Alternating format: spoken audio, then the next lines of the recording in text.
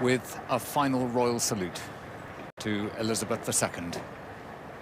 The state hearse will draw her away from her capital city and start her journey to Windsor Castle.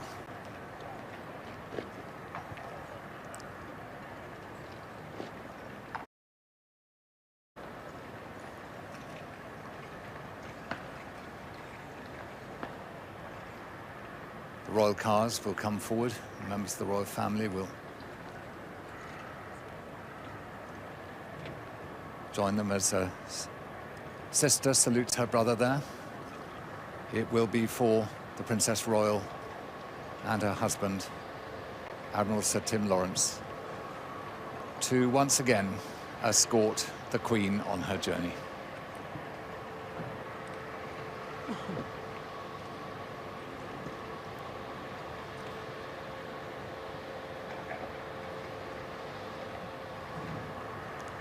Garrison Sergeant Major steps out of the way. And to Elizabeth II. A royal salute and farewell from London.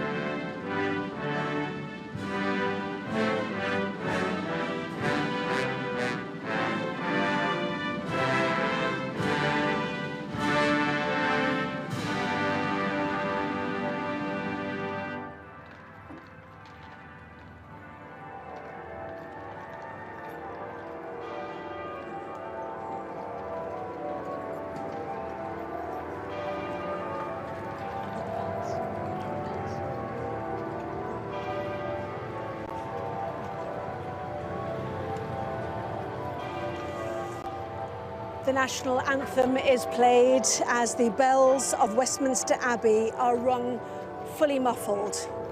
This will live long in the memory. Children, grandchildren and great-grandchildren of the Queen watching her coffin gently placed in the state hearse. Princess Charlotte, a 7-year-old child, trying to absorb this day. She gazed out of the window as she was driven through London. At the people, their patience paid off. The parade before them, something not seen in generations. Past the cenotaph, site of remembrance, across the gravel of Horse Guards Parade, and past the office, Buckingham Palace. Those people, that crowd, now applaud their Queen.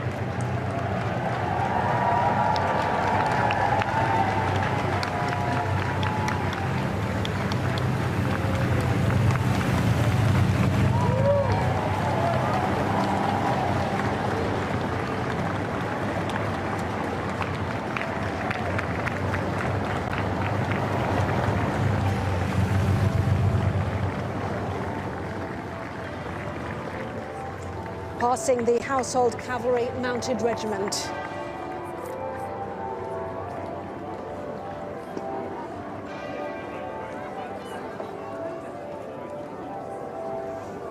The flowers thrown, the cheers of thanks to the duty served.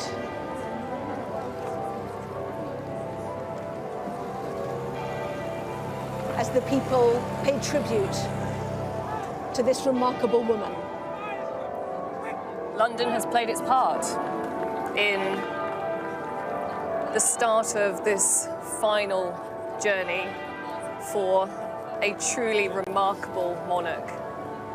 And for many, the last 10 days, it's been hard to take it all in. And now, after the world leaders, the dignitaries have been able to pay their respects here at Westminster Abbey, is now once again an opportunity for the thousands of people who've waited so patiently lining this route to say their own goodbyes, throwing flowers into the road and cheering.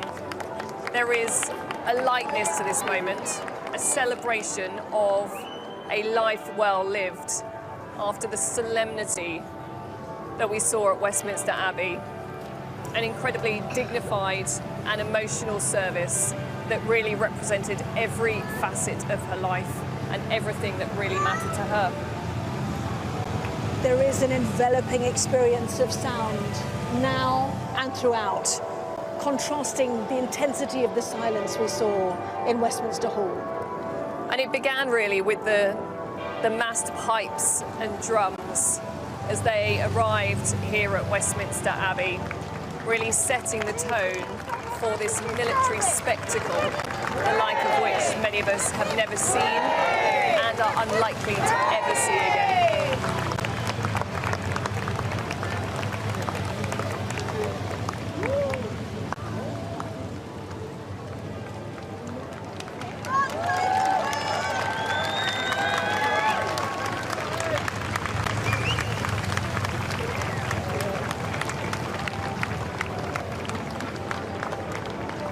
Her Majesty, now His Majesty's Lord Lieutenants were invited to the funeral, including Peaches Golding, Lord Lieutenant of Bristol. An extraordinary experience for everyone there and watching now. It really was, and there were people from all around the United Kingdom. I ran into so many people that had come from long distances just to be able to pay their last respects to Her late Majesty, for all of the service, for all of her commitment, for the family of nations, the Commonwealth, the world. She was absolutely incredible, and everyone that could get to London wanted to be here. And the draw, as you say, of royal families from around the world, heads of state, leaders of the realms too. It is hard to imagine anybody else who would bring such a congregation together. And it's such a contrast between the Queen's Platinum Jubilee celebration of Thanksgiving, where we had lots of members of the royal family, lots of politicians and leaders, but today has been on a totally different standard. It has been so moving, so emotional, so beautiful. And continues to be, passing the Royal Albert Hall, the landmarks of her reign and her forebears as well. In the service, though, what stood out for you? What was the moment which captured Her Majesty? There were lots of references, of course, to Her Majesty duty and service in the psalms that were chosen, in the lessons that were read. The sermon captured it wonderfully. You remember when she said, "We will meet again" at the end of, well, at the beginning of the COVID pandemic. And to echo that and to have built layer upon layer of that sentiment through the readings was absolutely incredible. But there also were two new pieces of music that were written specifically for this service, and they were beautiful. One was the second of the two. The voices at the end almost sounded like that peal of bells behind us, just ringing through the changes, and it was gorgeous. On the streets now we're hearing people cheering, obviously celebrating Her Majesty's life as we did when we were here for the Platinum Jubilee 3 months ago. What was the atmosphere like inside the Abbey? Was it solemn? It was. It is sort of reminiscent almost of the queues for the lying in state, because beforehand you made acquaintances with the people that were sitting around you, and they came from a range of walks of life, which was really lovely. But when the service started and the organ music kicked in, we all just got very, very, very quiet. And we watched processions coming in, but when that coffin draped in the standard with the sparkling jewels of the crown and the orb and the scepter there, we knew we were at someplace very, very special, witnessing something we'll never, ever witness again. And as you looked at those famous faces invited, the Prime Minister of Canada, the President of America, those leaders from around the world, you know, what was their reaction to being there and making this journey? Well, no one does pageantry and ceremonial in the way that the British do. And I think everyone gets swept up in that moment. The military, the precision, the costumes, it is just creating an atmosphere that you can almost drink in. No one could miss that, regardless of how large a nation or how small the nation they might represent. And you have already worked with the new King and Queen Consort. We were looking at them as they were watching the coffin being transferred into the hearse, and you reflected on the sadness on the face of the Queen Consort. How difficult do you think this will be for them? It has to be enormously difficult. What we can say is that the Queen embodied duty and service, and that is something that our King has drunk in throughout his life, you know, his 50 years of public service. And the Queen Consort being there by his side, providing support for him that he so greatly enjoys. He has told us as a nation that helps to give him strength. But they have done a tremendous job meeting people all around the nations. They must be tired, and they're doing so incredibly well. They must be emotional, but they're being able to hold it together. Our thoughts and our feelings and our prayers have to go out to them. Peaches Golding, we really appreciate you talking to us. Thank you very much indeed. His Majesty's Lord Lieutenant of Bristol. Well, Westminster Abbey, the Company of Rangers, 5,096 changes. Let's take you from here at Westminster Abbey now to Windsor. Well, Anna, such moving scenes there in central London, soon to be replicated here at Windsor Castle, where the final committal service of Her Majesty the Queen will take place. Well, I'm joined now by Commodore Anthony Morrow, who was the last commanding officer of Britannia, the Royal Yacht, of course, who will be attending that committal service. Very good to see you, Commodore. First of all, before we talk about the service here in St George's Chapel, your thoughts about the funeral and the procession that we're witnessing right now? Well, it's been a remarkable time, and building up to today has been, for us all, very, very special. And of course, for those of us who were very closely involved with the royal family in past years, are bringing that to mind with great honour and huge pride. And you knew Her Majesty and, of course, Prince Philip, the Duke of Edinburgh, very, very well indeed. Of course, you were in command. I think you had 3 commands, didn't you, of Britannia? I had 3 appointments to Britannia. Initially as a Royal Barge officer, and it was wonderful to be able to use Britannia's Royal Barge at the Diamond Jubilee on the river, which was a very special occasion. We could bring that together, and it was wonderful for them to be back in the Royal Barge in 2012. And then, of course, my second job was as this Royal Cipher Officer in Communications in Britannia for the Silver Jubilee, and then finally to be in command at the end for the last 3 years of Britannia, to take her to that very sad decommissioning. And how well did you get to know Her Majesty? Well, extremely well, in the sense that, of course, you know, we were there to serve Her Majesty on board with a proud and very special Royal Yachtsmen who were part of a very long service that we'd had together.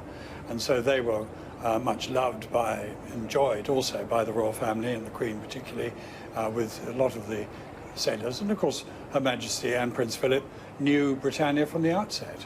And so throughout their lives, Britannia had a very special part, and we were there to support that. And as a naval officer, what were your thoughts when you saw the state gun carriage being pulled by those naval ratings so precisely, in such a dignified fashion? I have no doubt it was exactly that, because they have done remarkable training for this. A lot of very young sailors doing that for the first time. And I think for them, this will long be a memory to them. And for us all who'd served in the Royal Navy, to see that today as part of this remarkable day of farewell has been very special indeed. And it continues, as we're saying, a remarkable day of farewell. Couldn't put it any better. The Guard of Honour forming up here on Chapel Hill in Windsor Castle itself before we are going to see Her Majesty's coffin borne down in front of us, then into St George's Chapel. You're going to be part of that service. It's going to be smaller, a much more intimate service. Very much so, and I think from our point of view here, with our memories, of course, I'm leading a team of 10 Royal Yachtsmen who are members of the association, of which I'm the chairman now, and this very proud association continues remarkably well. And so for them all to be invited to be here today, we've got remarkable seats very close to the west door for the arrival of the late Queen. And to be part of that today, for them all, as well as myself, of course, is just exhaustingly exciting. Mm. And what are your thoughts now? What are your thoughts going to be when we witness that scene as Her Majesty's coffin is finally lowered into the royal vault to join her husband, Prince Philip, and then ultimately move then to the King George VI private chapel?